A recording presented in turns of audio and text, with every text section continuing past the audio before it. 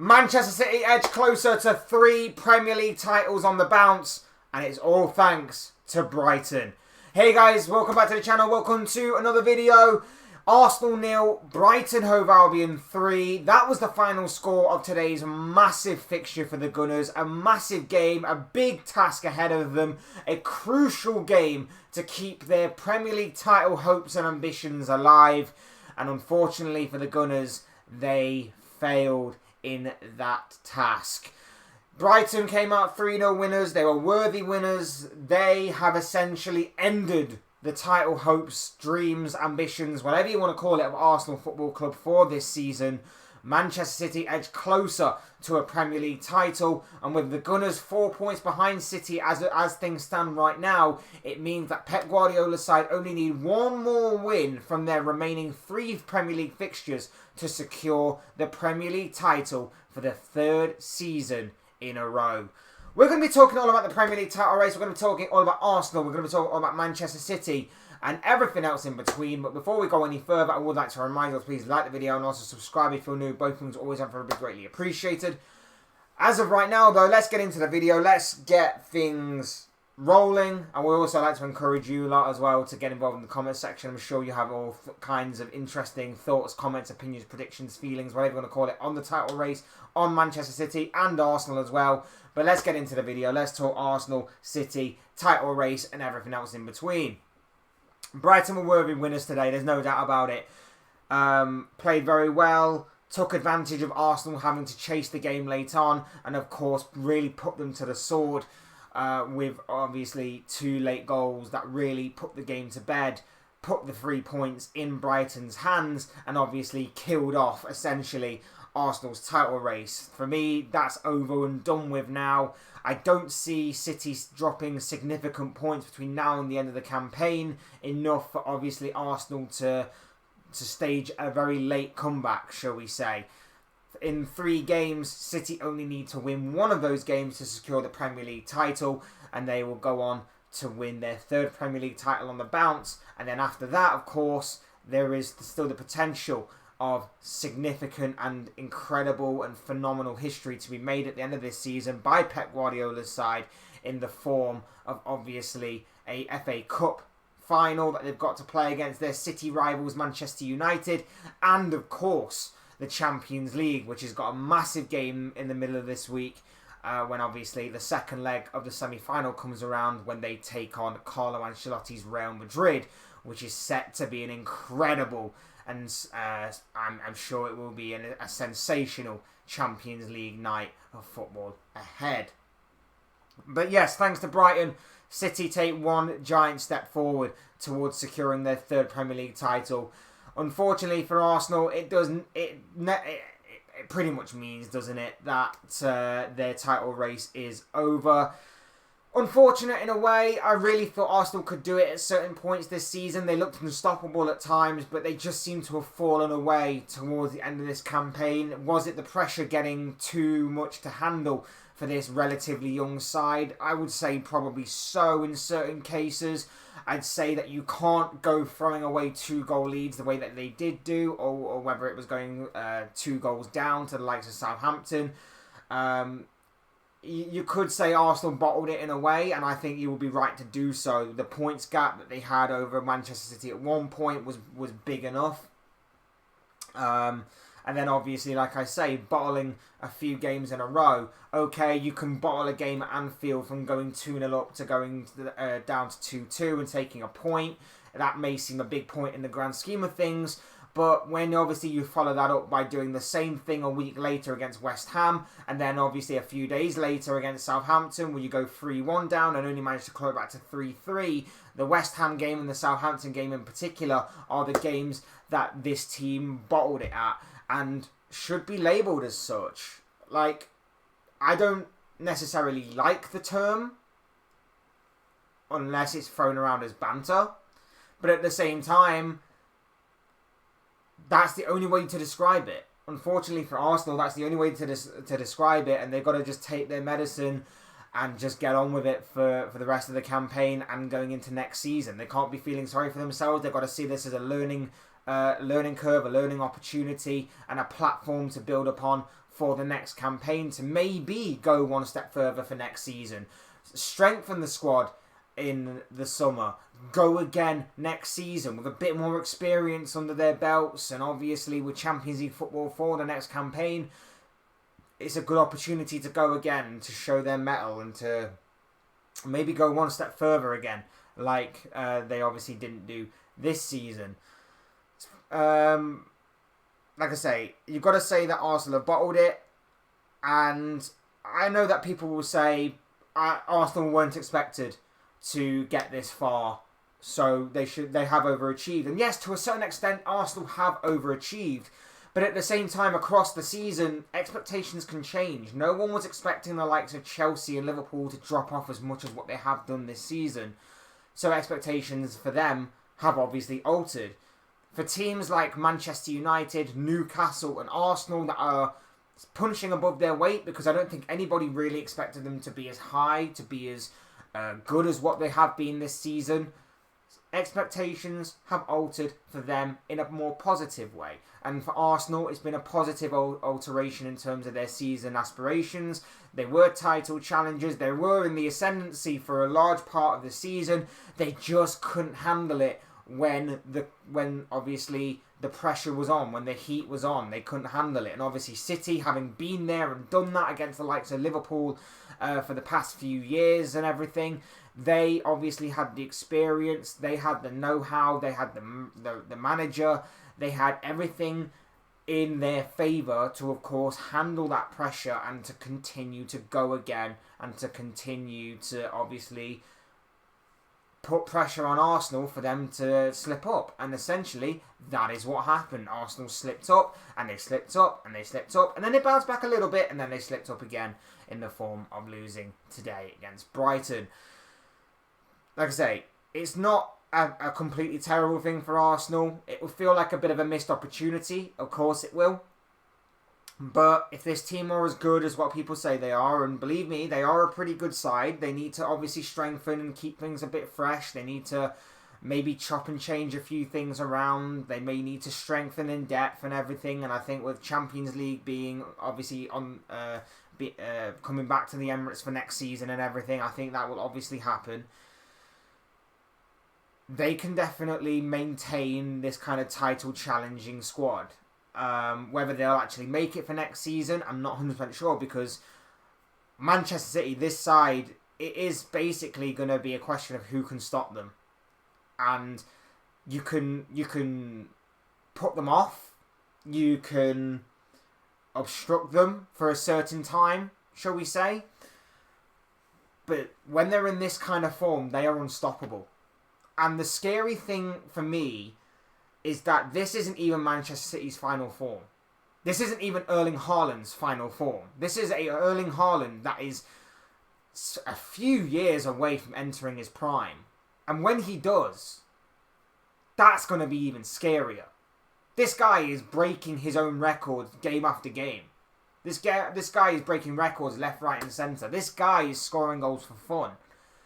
And I feel like if he can work more with his teammates, as in, if he can get a better understanding with his teammates, if he can learn that the types of passes that each player can do, if he can learn the kind of movements to do when certain players are on the ball, and get more, I wouldn't say knowledge or IQ of his positioning, because his positioning is already phenomenal and everything, but just knowing where to go on that pitch when certain players have got the ball, he can get more goals.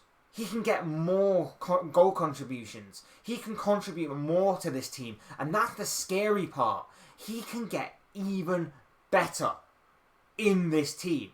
He can get even better in this Pep Guardiola model, in this Pep Guardiola philosophy, in this Pep Guardiola ideology. He can get even better, and he can continue to evolve his game, get even better, score even more goals than what he has,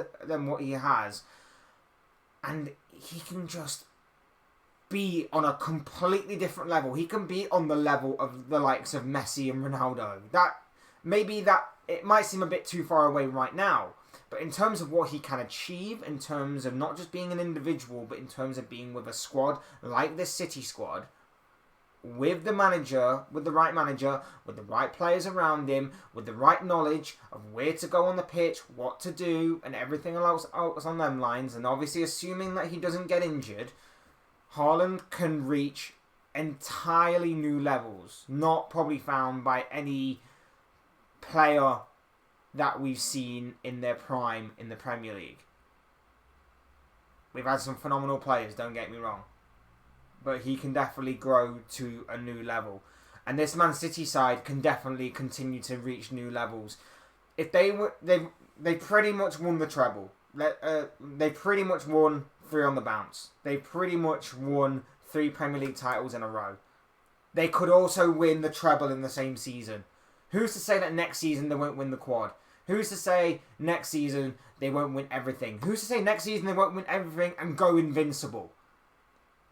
The sky for this City side is literally the limit right now. And it's about who's going to step up and stop them. It's about who is going to try and stop them.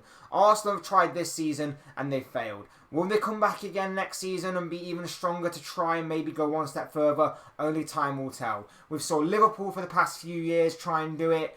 They succeeded once, but in any other season, they would have won the Premier League title in a few of those seasons. But again, it wasn't sustainable. I would imagine next season, Liverpool are coming back. I hope and pray Liverpool are coming back. I hope and pray Arsenal get even stronger to make the Premier League title race a bit more interesting. I hope Newcastle continue to grow. I don't want United to continue to grow, but I also want United to sort of challenge so that we can say that we were better than them. Maybe Brighton gets stronger. Maybe Chelsea come back. Maybe Tottenham, with the right manager, with Harry Kane firing, with Heung-min Son back in form, maybe they could get stronger. There is obviously a lot to consider for next season, but obviously the main goal is going to be the massive target on City's back. Can anybody stop this City side? And the incredible thing, like I say, is this isn't City's final form. This is a City side that are going through a bit of transition. The likes of Julian Alvarez coming in, along with Erling Haaland, of course, have really switched up this City side to obviously change, add a new dynamic to their game and everything.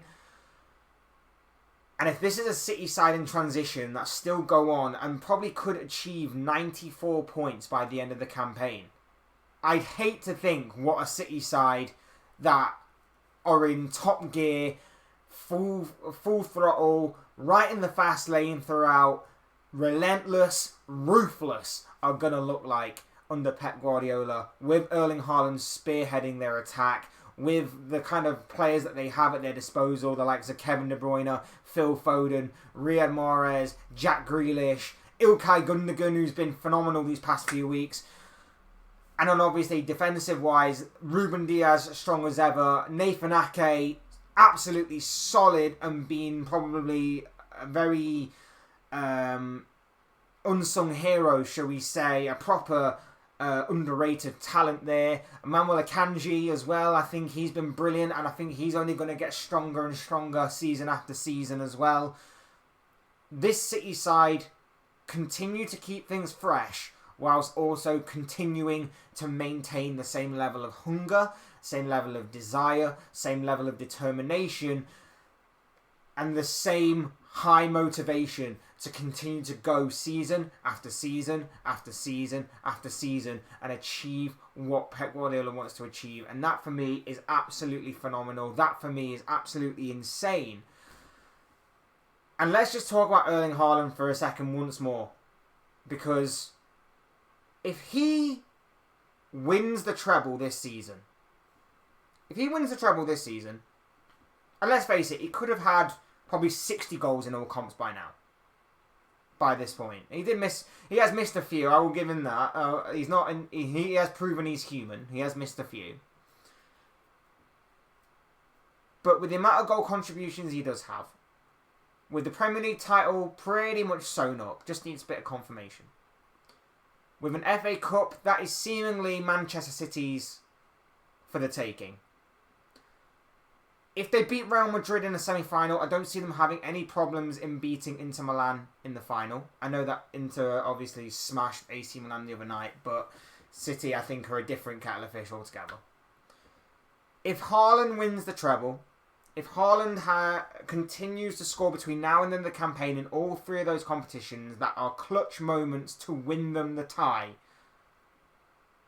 Ballon d'Or winner? I think I don't really see there being a strong argument. You can argue Messi for the World Cup, but I personally think Haaland just about eclipses that. And this City side are absolutely phenomenal. This City side are unbelievable right now. And like I say, it's a massive, massive Goliath that someone's going to have to try and take down. And that's going to make for an interesting narrative for next season. I'm pretty sure it will. But yeah, it does look like the Premier League title race is sewn up. Like I say, for Arsenal, it's unfortunate. Maybe a lack of inexperience in the end kind of proved the difference. Maybe they just couldn't handle the pressure when the crunch moments were on. Still got a bit of learning to do. But I think Arsenal can be proud of this season. They may have to take their medicine in terms of teams calling or opposition fans calling them bottle jobs or whatever the case may be. But at the same time, a lot of teams would have traded Arsenal's position for their own this season. They would have loved to have been in a title race with a few games to go. So, as unfortunate as what it is for Arsenal, they've got to learn from this. They've got to build on it for next season. They can't let things slip. They can't obviously weaken in any sort of capacity. They've got to try and go again for the next campaign. Maintain that hunger, maintain that desire. Go again for the next campaign. Whilst for City, again, like I say, they're going from strength to strength and they don't seem to be slowing down anytime soon. And the scary part is, when you look at their players, or some of their players, Haaland in particular, and their squad as a whole, they have not entered their final form yet. And that, for me, is absolutely terrifying. But of course, those are just the thoughts, comments, opinions, predictions, feelings, whatever you want to call it, of this guy. I want to know what you guys think. What do you make of Manchester City, Arsenal, the Premier League title race that has been this season? It pretty much seems all over right now. Manchester City seem well on course to obviously make it 3 Premier League titles on the bounce. That could obviously happen at the end of the campaign very, very soon, within the next game or so. Leave your thoughts, your comments, opinions, predictions, feelings, whatever you want to call it, down below in the comment section. I'm sure it'll make for interesting reading on this particular topic. Or otherwise, hit that like button on the way out if you enjoyed the video. Subscribe if you're new or want to see more content like this. Both things always and forever greatly appreciated. And as always, thank you all so much for watching and listening. I've been Flex. This has been another Flex Talks video. And I'll see you all again soon in another video.